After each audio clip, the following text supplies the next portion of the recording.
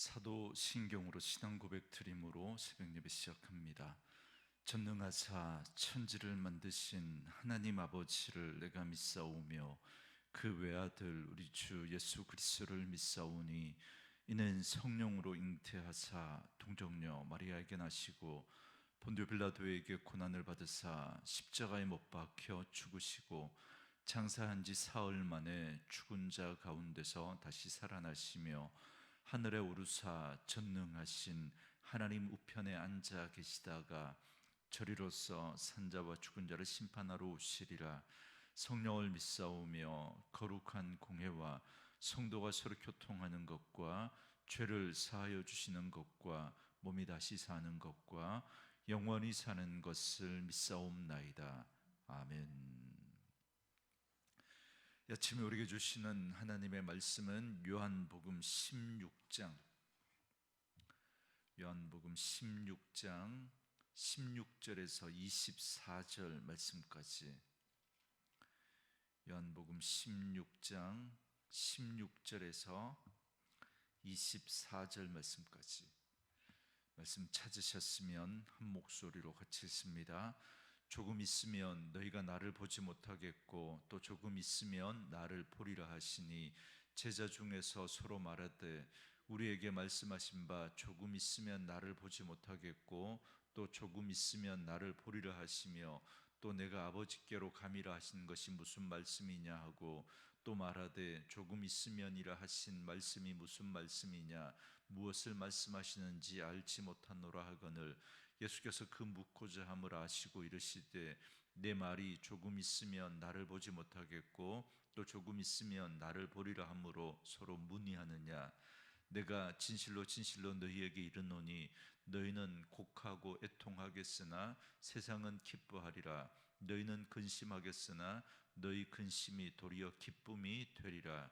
여자가 해산하게 되면 그때가 이르렀으므로 근심하나 아기를 낳으면 세상에 사람 난 기쁨으로 말미암아 그 고통을 다시 기억하지 아니하느니라. 지금은 너희가 근심하나 내가 다시 너희를 보리니 너희 마음이 기쁠 것이요 너희 기쁨을 빼앗을 자가 없으리라. 그날에는 너희가 아무것도 내게 묻지 아니하리라. 내가 진실로 진실로 너희에게 이르노니 너희가 무엇이든지 아버지께 구하는 것을 내 이름으로 주시리라. 지금까지는 너희가 내 이름으로 아무것도 구하지 못하였으나 구하라 그리하면 받으리니 너희 기쁨이 충만하리라.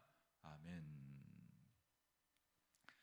오늘은 함께 읽으신 요한복음 16장 16절에서 24절 말씀을 중심으로 잠시의 슬픔, 영원한 기쁨이라는 제목의 말씀으로 잠시 은혜를 나누겠습니다. 제자들과의 마지막 만찬 자리에서 예수님이 이제 떠나시겠다라고 하시니까 제자들은 근심이 가득했습니다. 그러나 예수님은 그들에게 근심하지 말 것을 당부하십니다. 왜냐하면 예수님은 제자들을 위한 거처를 예비하러 가시는 것이기 때문에 그렇습니다. 다시 말하면 제자들과 택하신 하나님의 백성들을 구원하시기 위해서 십자가의 길을 떠나신다라는 말입니다. 또한 예수님은 자신이 떠나가신 후에 보혜사 성령님을 보내주시겠다라고 약속하셨습니다.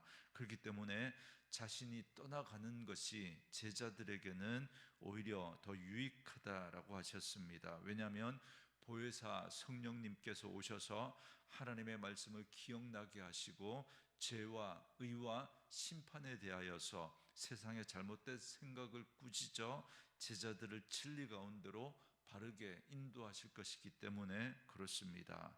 계속해서 오늘 본문에서 예수님은 이제 자신이 떠날지라도 제자들이 기쁨을 누리게 될 것을 말씀하십니다. 16절 말씀해 보시면 조금 있으면 너희가 나를 보지 못하겠고 또 조금 있으면 나를 보리라 하시니 이렇게 말씀하십니다. 예수님은 짧은 시간적 의미를 가진 단어들을 사용해서 조금 있으면 못 보게 될 것이고 또 조금 있으면 보게 될 것이다 이렇게 말씀하고 있습니다. 이는 예수님의 십자가의 죽음과 부활을 말씀하시는 겁니다. 그런데 이 말을 듣는 제자들은 도대체 무슨 말씀인지 모릅니다. 그래서 의아해서 서로 묻습니다. 예수님은 제자들의 그 궁금증을 알고 계셨지만 구체적으로 설명해 주지 않습니다. 왜냐하면 예수님의 말씀 그대로 조금 있으면 다 알게 될 것이기 때문에 그렇습니다. 그리고는 의아해하는 제자들에게 확신을 주시고자 이렇게 말씀하십니다. 20절 말씀에 내가 진실로 진실로 너희에게 이르노니 너희는 곡하고 애통하겠으나 세상은 기뻐하리라. 너희는 근심하겠으나 너희 근심이 도리어 기쁨이 되리라 그럽니다. 먼저 예수님은 십자가의 죽으심으로 제자들이 곡하고 애통해야 할 것인데 이때 세상, 그러니까 예수님의 대적자들은 기뻐할 것이다 라고 말씀합니다. 그러나 이런 제자들의 애통과 근심은 그냥 그대로 애통과 근심으로 있지 않습니다. 그 애통과 근심이 도리어 기쁨이 될 것이다 라고 말씀합니다. 이걸 예수님은 여인의 해산을 들어 비유로 말씀하십니다. 21절 말씀에 여자가 해산하게 되면 그때가 이르렀으므로 근심하나 아이를 낳으면 세상에 사람 난 기쁨으로 말미암아 그 고통을 다시 기억하지 아니하느니라 그럽니다. 해산하는 여인의 고통은 너무나 아프고 고통스럽지만 그 고통이 도리어 기쁨이 됩니다. 그러면 해산 때의 그 고통은 다 잊어버리고 말게 되는 거죠. 이는 1차적으로 예수님께서 십자가에서 죽으시고 3일 만에 부활하셔서 제자들에게 나타나실 때 성취되었습니다. 부활하신 예수님은 다락방에 숨어있던 제자들에게 나타나셔서 너희에게 평강이 있을지어다 라고 하셨습니다. 그때 제자들은 주님을 보고 크게 기뻐하지 않습니까? 예수님이 말씀하신 대로 조금 후에 그들은 다시 예수님을 보게 되었고 그들은 그 예수님을 잃은 그 슬픔에서 다시 생명의 기쁨을 누리게 되었습니다. 그리고 22절 말씀에 보면 무엇보다도 이 기쁨을 빼앗을 자가 없다라고 말씀하십니다. 이 기쁨은 죽음으로도 빼앗을 수 없는 기쁨입니다. 그래서 사도 바울은 말하기를 그리스도인의 생명에 대한 기쁨, 즉 영생에 대한 기쁨은 칼이나 기근이나 굴욕이나 죽음까지도 그 무엇으로도 빼앗을 수 없다라고 했습니다. 그리고 23절 말씀에 보면 그날에는 너희가 아무것도 내게 묻지 아니하리라. 내가 진실로 진실로 너희에게 이르노니 너희가 무엇이든지 아버지께 구하는 것을 내 이름으로 주시리라 이렇게 말씀합니다. 그때가 되면 제자들은 더 이상 의구심을 갖지 않게 될 겁니다. 지금 제자들은 예수님의 말씀을 깨닫지 못해서 혼란스러워하고 근심하며 무슨 말씀인지 서로 묻고 있지만 그러나 그때는 아무도 묻지 않게 될 것입니다. 왜냐하면 예수님의 부활을 경험하게 되면 비로소 십자가의 의미를 알게 될 것이기 때문에 그렇습니다. 그래서 그제서야 지금까지 말씀하신 주님의 고난과 그 죽으심의 의미를 깨닫게 될 것이고 죽음의 의미를 복음의 진정한 의미를 알게 될 것이기 때문에 그렇습니다. 이렇게 예수님의 말씀하신 대로 조금 있으면 나를 보리라 하신 말씀이 이루어지고 그때 제자들은 기쁨을 누리게 될 것입니다.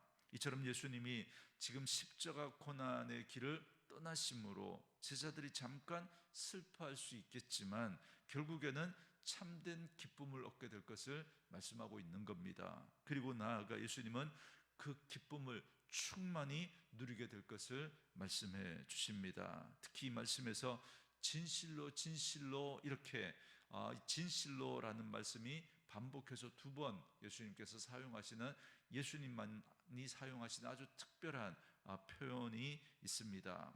여기 진실로 이 말은 아멘이라는 뜻을 가진 아멘과 똑같은 단어입니다.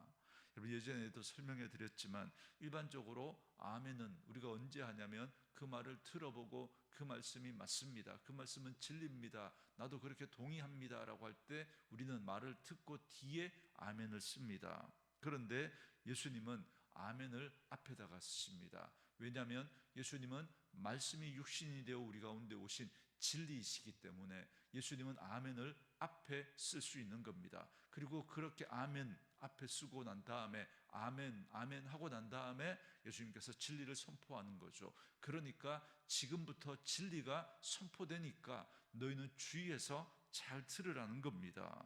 여러분, 예수님은 아멘을 그래서 앞에다가 쓰시는 겁니다. 그래서 여러분, 우리는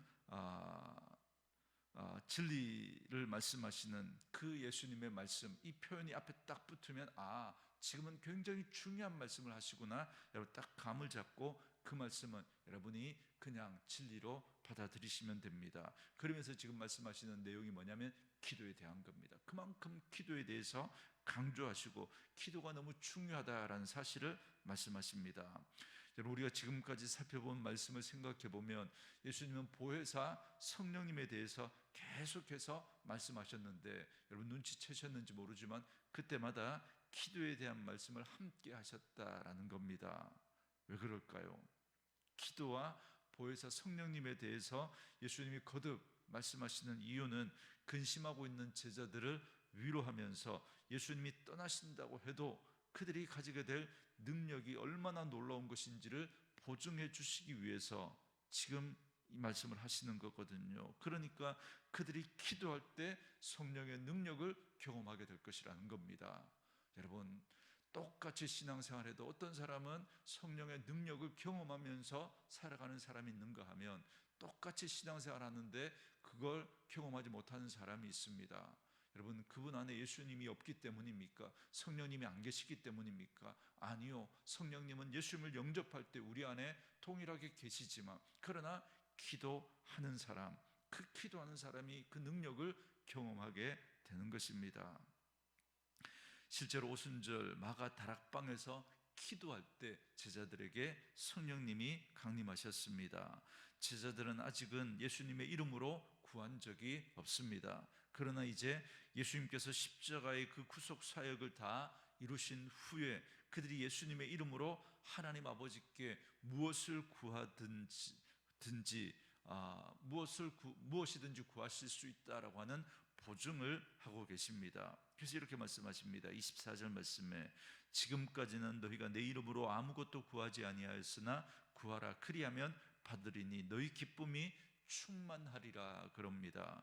여러분, 이 말씀을 잘 보시면 예수님은 내 이름으로 구하는 것을 하나님께서 내 이름으로 주시리라 이렇게 말씀하십니다. 그러니까 우리가 예수님의 이름으로 기도한다는 건 예수님이 우리의 기도의 중보자가 되신다라는 것이고, 그래야만이 우리의 기도는 응답받을 수 있다는 겁니다. 그래서 예수님의 이름으로 주십니다. 다시 말하면 예수님 때문에 하나님이 응답해 주신다라는 겁니다. 여기에 기도 응답의 중요한 비밀이 있습니다. 우리의 기도가 응답되지 않는 이유 가운데 하나는 우리가 예수님의 이름으로 기도하지 않기 때문입니다. 여러분, 이렇게 이야기하면 목사님, 누가 예수님의 이름으로 기도하지 않습니까? 다 기도하고 나면 마지막에 예수님의 이름으로 기도합니다, 그렇게 말하지 않습니까? 이렇게 의아해하는 분들이 계실 겁니다. 여러분, 예수님의 이름으로 기도합니다라고 하는 이 말이 마치 열려라 참깨처럼 여러분 주문이 아니라는 겁니다. 주님의 이름으로 기도한다는 건 역시 여러분 태도와 자세의 문제입니다. 예수님이 아니면 안 된다는 겁니다. 예수님이 아니면 나는 하나님 앞에 설 수 없으며, 예수님 아니면 나는 내 인생을 살아갈 수 없으며, 예수님 아니면 나는 이 문제 해결할 수 없으며, 내 인생에 예수님이 함께 하시지 않으면 안 된다라고 하는 그분이 하나님 앞에 여러분 기도하는 것입니다. 여러분, 기도는 누구나 하죠. 밥 먹을 때 기도하는데요. 또 이렇게 잠들기 전에 저도 잠깐 기도하는데요. 여러분 다 그렇게 기도한다고 할 겁니다. 그러나 정말 기도하는 사람은요, 정말 내 인생에 주님이 간섭하시지 않으면, 주님이 도와주시지 않으면 저는 살아갈 수 없습니다. 주님 없으면 전 안 됩니다. 그 고백을 하는 사람, 그 마음의 태도와 자세가 있는 사람이 진짜 하나님 앞에 기도하는 거예요. 여러분, 왜 어떤 사람은 정말 하나님 앞에 기도하고 새벽에 나와 기도하고 밤에 나와서 기도하고 그렇게 하나님 앞에 기도합니까? 이 태도와 자세가 있는 거예요. 내 인생 내 힘으로 안 된다는 거예요. 하나님 도와주셔야 합니다라고 그 고백이 있는 사람이 기도하는 겁니다. 그러나 여러분 밥 먹을 때 기도 잠깐 하는 거, 잠들기 전에 잠깐 기도하는 거, 여러분 기도한다라고 말할 수 있겠지만 여러분 그 태도는 뭐냐면 내 인생 내 힘으로 얼마든지 살아갈 수 있습니다. 난 기도하지 않아도 나는 내 힘으로 내가 열심히 노력해서 내가 하면 내가 뭐 원하는 걸 이루고 난 얼마든지 내 힘으로 살아갈 수 있습니다. 그 태도와 자세가 있으니까 하나님 앞에 기도하지 않는 거거든요. 그러므로 지금 내 인생에 아무런 문제가 없고 하는 일이 잘 되고 건강하고 많은 것을 소유하고 있다고 할지라도 그래도 예수님 놓칠 수 없는 거예요. 여러분 그게 있어도 예수님 놓치면 나는 다 잃어버리는 겁니다. 이 고백이 있는 사람이 주님 앞에 기도하는 거거든요. 그래서 하나님 앞에 나아가 기도하는 겁니다. 반대로 내 인생에 문제가 많고 하는 일이 잘 안 되고 건강의 문제, 물질의 문제, 관계의 문제가 생겼을 때 이젠 끝이야.